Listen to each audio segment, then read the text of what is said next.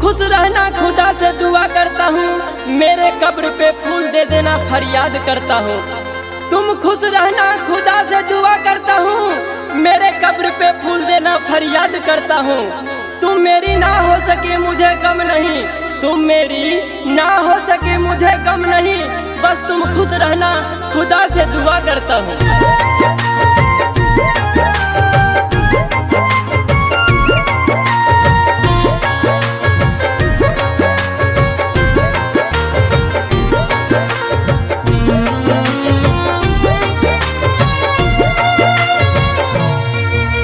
हमसे तू तकई के हमके भूल गईलू, प्यार हमसे तू तकई के हमके भूल गईलू।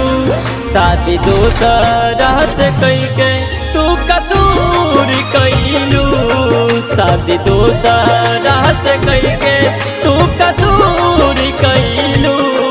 प्यार हमसे तू तकई के हमके भूल गईलू, प्यार हमसे तू तकई के हमके भूल गईलू। शादी दोसरा से कई के तू कसूर कईलू, शादी दोसरा से कई के तू कसूर कईलू।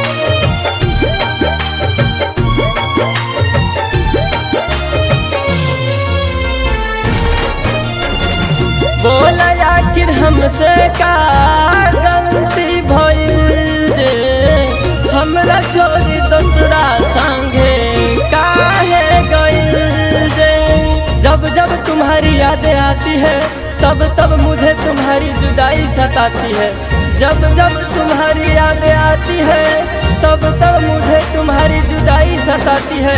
आँख बंद करने के बाद भी दिल रुलाती है, क्यों प्यार करने वालों को इतना सताती है।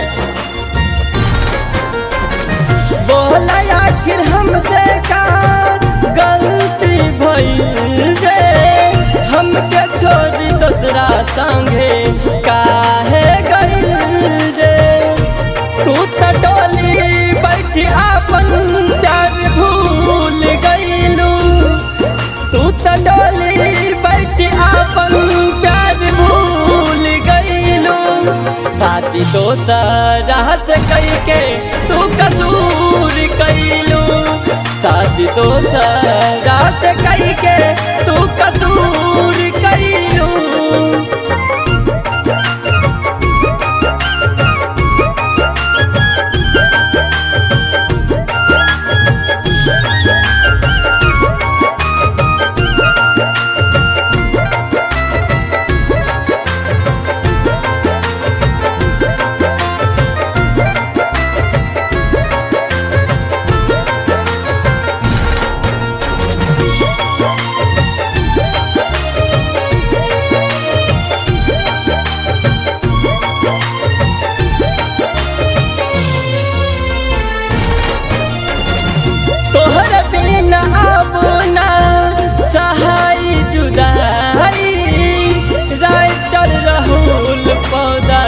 अब मर जाई, मेरी दिल की तलब थी तुम्हें पाने की, रात दिन दुआ करता था तुम्हें अपना बनाने की। मेरी दिल की तलब थी तुम्हें पाने की, रात दिन दुआ करता था तुम्हें अपना बनाने की। लेकिन तुमने मुझे अपना ना समझा और तुम्हारे दिल में थी किसी और को बसाने की। हाँ, तोहरा बिना अपना सहाय जुदाई, राइटर राहुल पौदार अब मर जाई। रोशन रंगीला के तू तो भूल गईलू, बम बम बेदर्दी के छोड़ तू तो भूल गईलू।